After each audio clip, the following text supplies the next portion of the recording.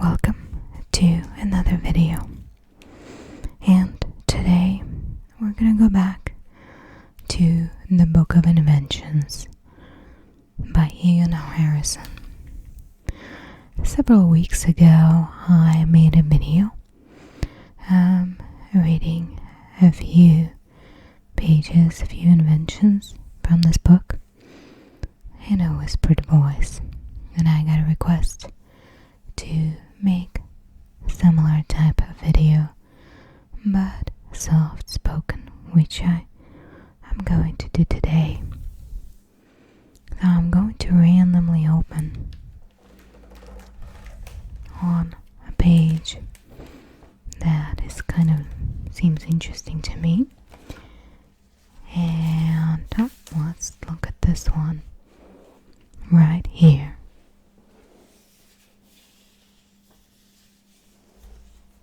So, adhesive bandage. The adhesive bandage apparently was invented by two different companies, pretty much in the same time frame, within the same decade. So, Johnson & Johnson was the first company, and they did it in 1921 with Band-Aid. And then in the same decade, in 1928, Britain's Smith & Nephews invented Elastoplast. And so, at the same time, we had the privilege of using adhesive bandage. Johnson & Johnson, as you might know, is quite an old company actually.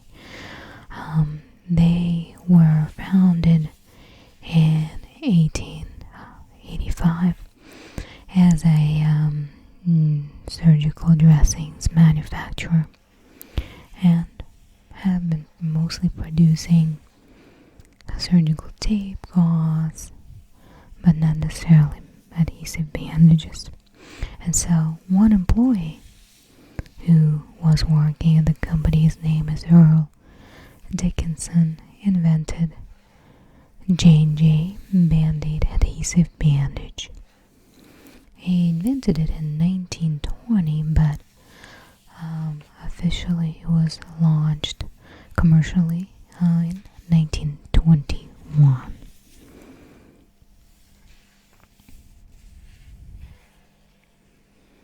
So, that was quite an invention, because now we all are using Band-Aids at some point, right? Interesting enough that the adhesive bandage did not arise from extensive research and development like many other items would. It was actually a result of a piece of problem solving by Dickinson, whose wife, Josephine, was particularly accident prone. So, dressing Josephine's wounds was becoming a time-consuming process for her husband, and so he decided to make a ready-to-use bandage from the company's existing adhesive tape and gauze. So what he did, he rolled out a length of surgical tape, placed short strips of gauze dressing on it, covered it with crinoline to prevent it sticking to itself, and then rolled up again. And now all he had to do was cut the ready-made dressings off the roll when they were needed. At first, his invention did not really catch on, but in 1924, Johnson & Johnson began producing it in pre-cut strips rather than on a roll, and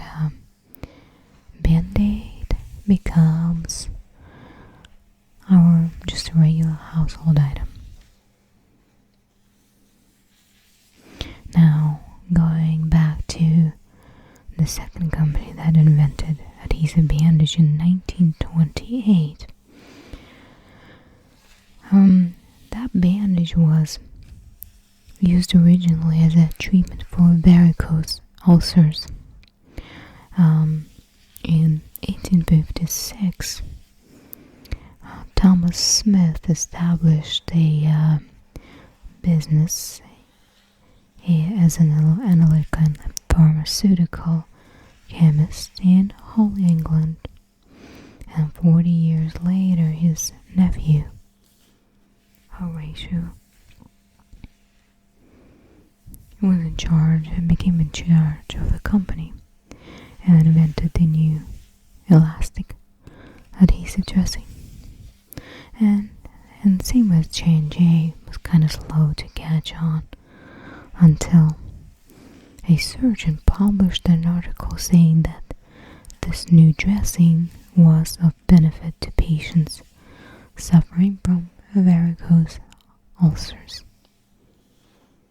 And Smith circulated the article among the medical profession, and the rest is history, because the new dressing became one of the best-selling products for general use. The trade name was Elastoplast. And here we have a little bit of a timeline for Johnson & Johnson and Smith & Nephew. And some of these facts we've already gone through.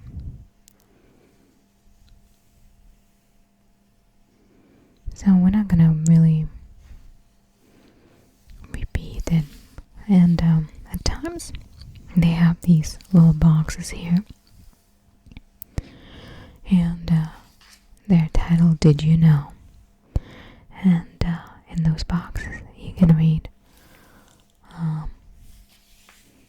fact about the invention or something connected to it.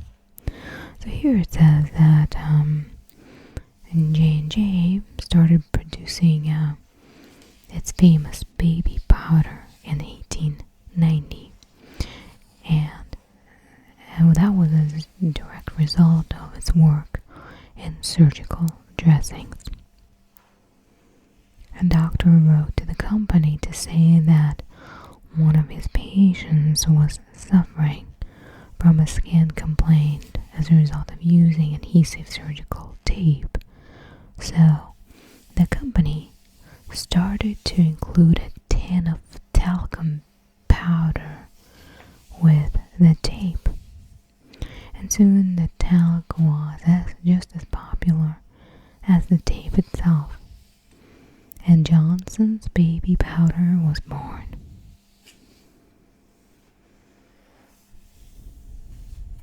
Interesting, right? Okay, now on to Vaseline. It's quite a common item in our households. And it actually was invented by Robert Cheeseborough in 1872. After he discovered, like it says, the wonders of petroleum jelly. So, who was this guy? He was a 19th century chemist who made his living from selling products mostly derived from oil of sperm whales, which is kind of sad because now they had to kill them, huh? But in 1859, he heard about an oil strike in Pennsylvania and went to investigate this new source of oil and potentially oil products. He found that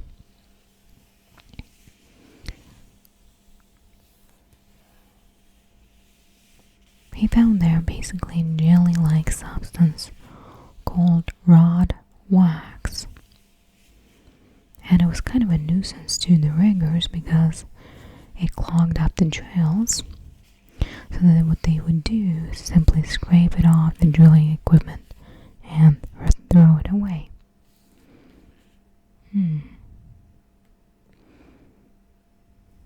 So he heard the rumors that this rod wax had some miraculous healing powers, and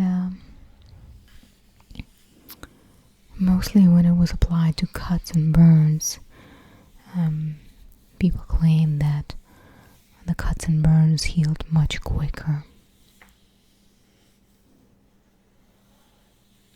So what he did, he took some of the black gooey wax back to Brooklyn, where he applied his skills as a chemist and discovered that it was actually petroleum jelly, which in its pure form was clear and waterless. And he tested it by deliberately cutting and burning himself and then smearing jelly all over the injuries, and miraculously they healed faster. And then he patented his method of, quote, treating hydrocarbon oils, etc. And he basically named the resulting jelly Vaseline, a trade name that takes its name from German Wasser, meaning water, and the Greek Ileion, meaning oil. And then he traveled around New York cutting and burning himself and treating with Vaseline, and then selling his water oil from the back of a wagon. Well, I don't know about that. I mean, maybe there was a better way to demonstrate the effectiveness of the product, but that's all that he knew at that point. Anyway, it became an international success, and that's how he made his fortune. So his patent said that Vaseline could be used for a number of purposes, from treating leather to pomade for the hair, and it's really been used for everything from greasing machinery to removing stains from furniture. And it became remained a cure-all type of cream with healing powers. But in reality, it wasn't really a miracle. It was just, what it was doing was just sealing off the wound from infection. So this guy, Cheesebro, he lived to the age of 96, and it is said that he remained healthy by eating a daily spoonful of Vaseline. Do not attempt to do that yourself.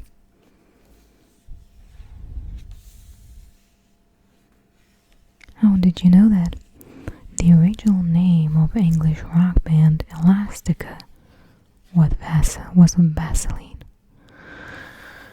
I don't know, you guys. I mean, naming something Vaseline.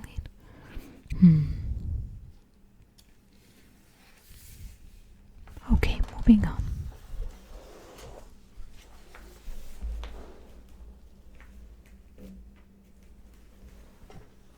So, let's take a look at the artificial heart.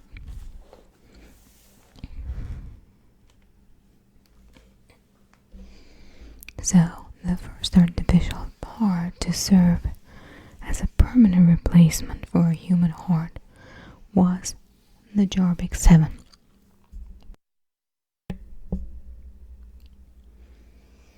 And it was invented by Geographic in 1977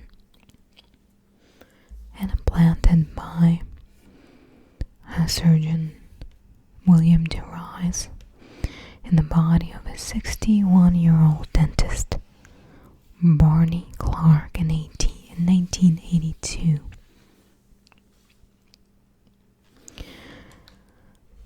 And then basically heart surgery progressed pretty quickly after the first human heart transplant in 1967. And Geographic, the inventor of Geographic 7,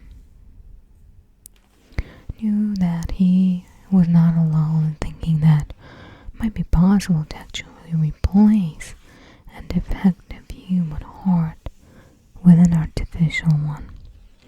So he filed a US patent in 1977 that was granted 2 years later, where he discussed the work that already has been done, which included more than 100 US patents relating to artificial heart pumps. But despite all his prior work, he could be described as an inventor of artificial heart because he designed the first such pump to permanently replace a human heart. Some history now. When Geographic was 18, his father underwent an open heart surgery. Quite a traumatic event for him. And that prompted him to start studying medicine. So he graduated from University of Utah as a doctor and medical doctor. And then the following year he filed his patent for artificial heart. And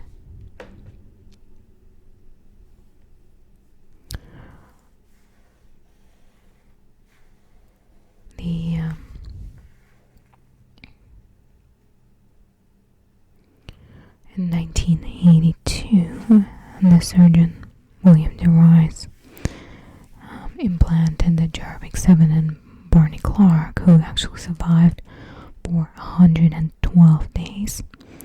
Can't say it's a good survival time frame, but it was the first time. So Geograpic's 1977 patent suggests that at that stage, the artificial heart was intended as a temporary rather than permanent replacement. But 5 years later, when it was implanted in Clark, Geographic 7 was capable of making just that, with 2 separate pumps acting like 2 ventricles of the heart. And although this device has prolonged lives of more than 70 patients, at the end of the 1980s, there were certain problems such as increased risk of blood clots, strokes, hemorrhaging, and secondary infections. And Geographic continued his research to improve the heart, and at the turn of the millennium he was working on the Geographic 2000, and it was designed to be connected to a coin-sized controller that was screwed into the skull behind the ear and powered by a battery power pack worn on the belt. To date, the longest surviving recipient of an artificial heart is William Schroeder.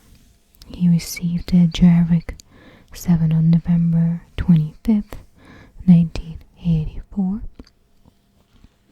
and he survived a total of 620 days.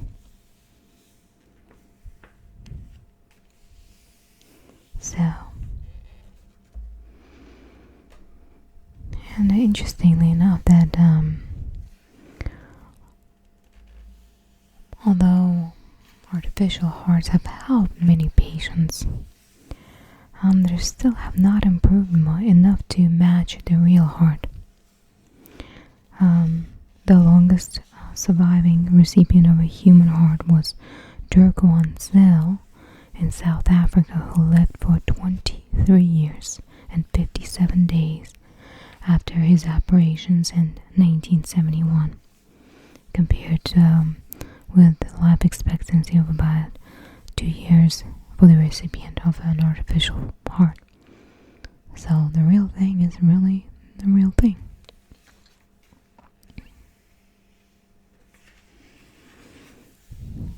Hopefully this will be, in the future, it will become more of a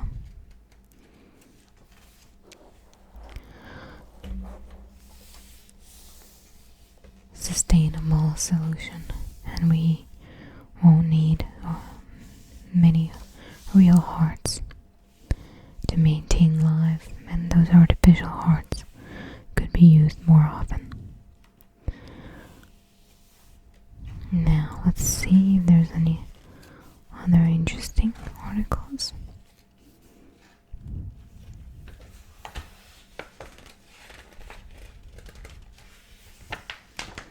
How about a CAT scanner?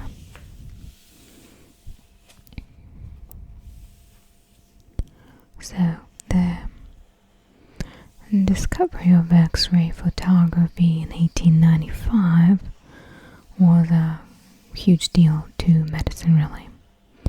And 73 years later, Godfrey Hounsfield put X-rays to even more impressive use when he invented CAT scan, which stands for computer-aided tomography, and that happened in 1968. The X-rays actually were discovered by Conrad von Röntgen, the German, in 1895 rather. He was actually awarded a Nobel Prize for Physics for that discovery. And X-rays provided revolution in medicine for sure, but they were two-dimensional. They could not really show the depth of injury within the body. So, during the 1960s, Godfrey Hounsfield of England was researching a way of enabling computers to recognize patterns so that they could actually read images. He has lectured in the principles of radar during the Second World War, and he combined the ideas of pattern recognition and radar range finding rather at the basis of what became known as CAT scan, or computer tomography, CT. So first, CAT was developed to scan the brain. So several X-rays would be taken of different cross sections of the brain, and then they would be combined by the computer to create a three-dimensional image. It was much clearer than one X-ray, really, but the process was far safer than the conventional method.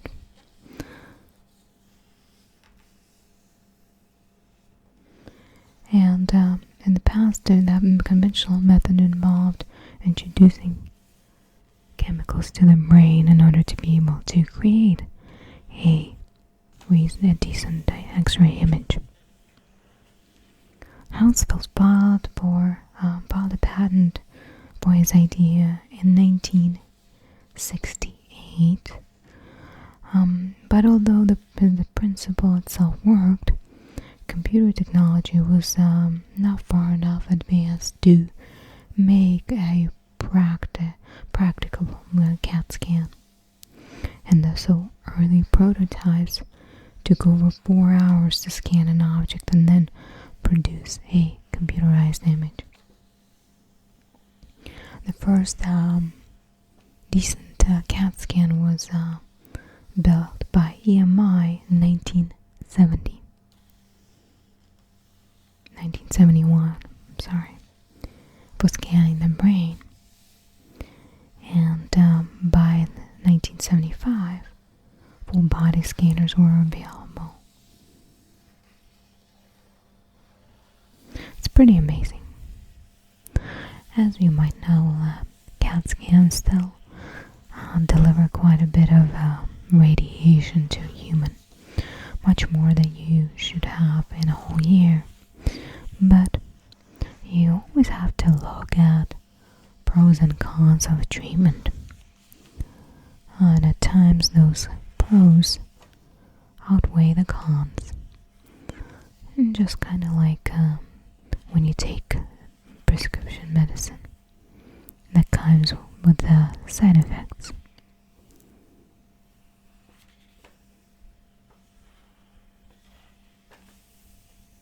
Okay.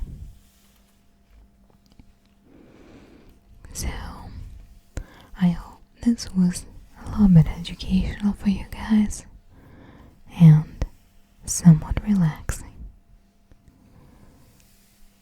I hope you have a wonderful day and take care of yourself. Goodbye.